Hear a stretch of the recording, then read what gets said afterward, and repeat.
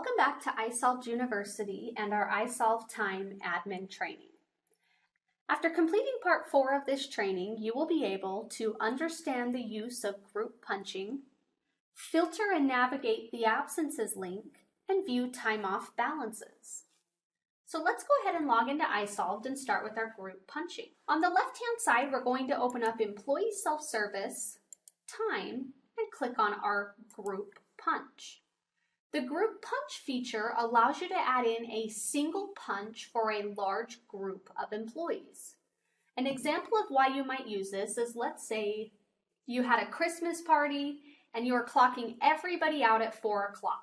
So maybe you called the Christmas lunch at 12, lunch went from 12 to 2, and you want to add a punch because you didn't want everybody going back into the office to create one before they left. Again, group punching allows you to specify a group of employees and add a single punch to their record. So if we're looking at the screen, up at the very top, we've got some filter options. The filter allows you to determine which group of employees you would like to look at.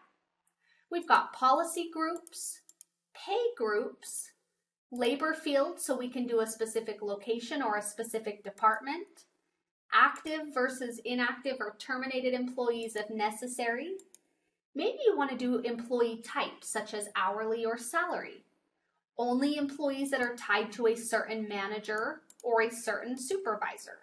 Again, the filters help you limit who you're going to be adding the punches to. So let's choose labor fields. I'm going to say anybody tied to location 2. So anybody in my Ohio location I would like to see. Once you select your filter options, we simply hit the apply button, and any employees that meet that criteria are showing up on our screen. So Mary Adams, Shane Adams, and Armando Baldino are all tied to our second Ohio location. Now, in order to add these punches, you simply select the checkbox on the left-hand side for the employees that you would like it to apply to, and down at the bottom, we fill out our punch screen. What you'll notice is the punch screen looks identical to part 3 when we were adding punches on the time card. We select the punch date, the punch time, the type, the mode.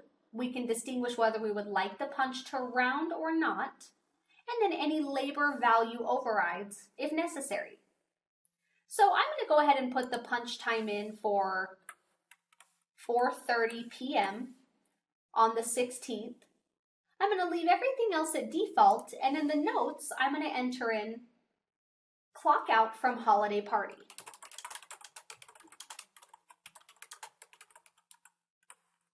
Up here at the top on our blue action bar, if I hit save, it's going to add this 423 punch to all 3 employees we have selected.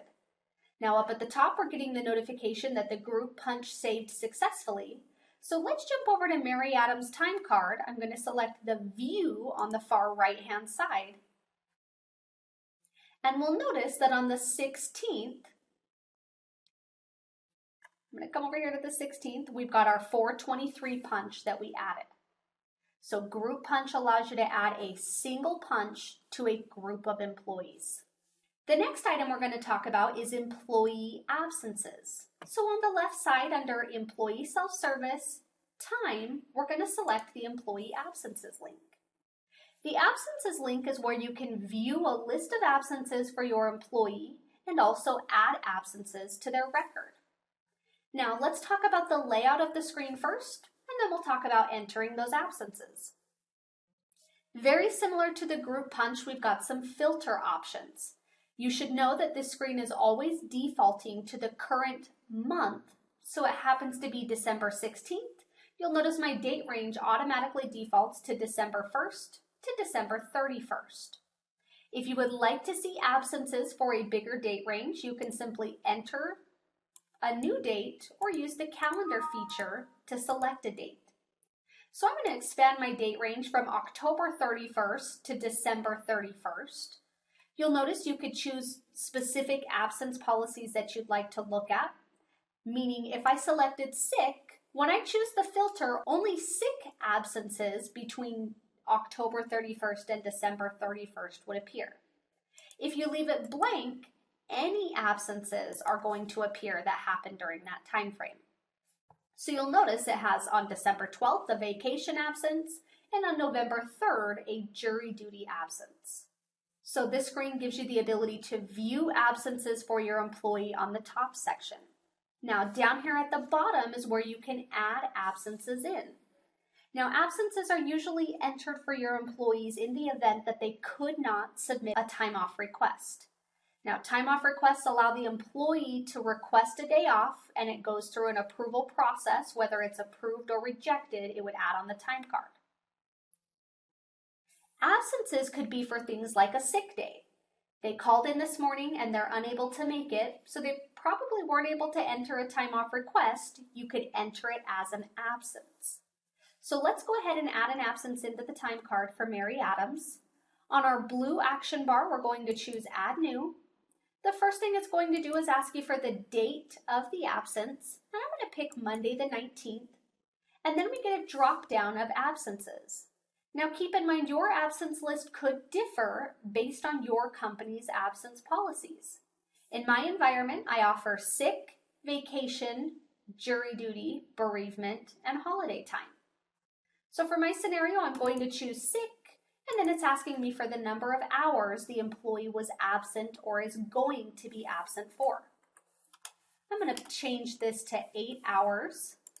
I can enter a start time if I would like to. The start time just designates on the time card itself where is that block of hours going to appear. Now I typically put in the employee's start time, so if I know that Mary typically works at 8 a.m., I would type in 8 a.m. for the start time. Now beneath that, there are 2 check boxes: exclude from accrual calculation or exclude from earnings calculation. So let's start with the first one, exclude from accrual calculation. If this is selected, when this sick absence gets added to the time card, it would not deduct from their accrual bucket. So it's like you're giving them the day without removing the time from their bucket. The exclude from earnings calculation. If this one is selected, it would reduce from their bucket, but it wouldn't pay them. It would not be a paid absence. So this one could be used for, I took a PTO day, but it never came out of my bucket. Rather than making an adjustment to their accrual, you can add it as an absence and maybe type some notes about it. You know, this absence did not deduct from the accrual bucket, so we're adding it to the system as a record, but we don't want them to get paid. So you're simply adding in the date, the absence, the amount of hours, as well as any comments, and we choose Save.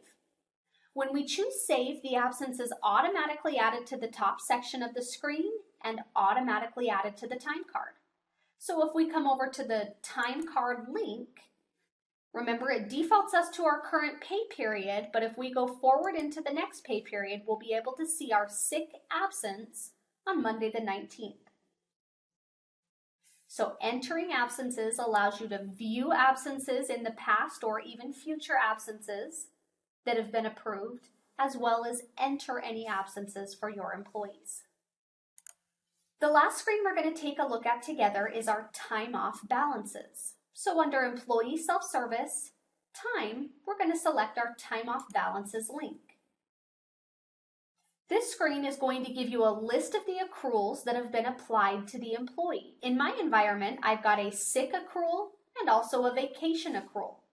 Now this gives you information such as the amount of time that they're earning or their accrual rate, what their current balance is, if they carried time over from one year to the next, how much time they have accrued, how much year to date they've accrued, and then on the right-hand side, it talks about taken. Current taken, year-to-date taken, and pending taken. Keep in mind the pending taken is going to take into account any future absences that have been approved. You have now made it to the end of the iSolve Time Admin View Part A training.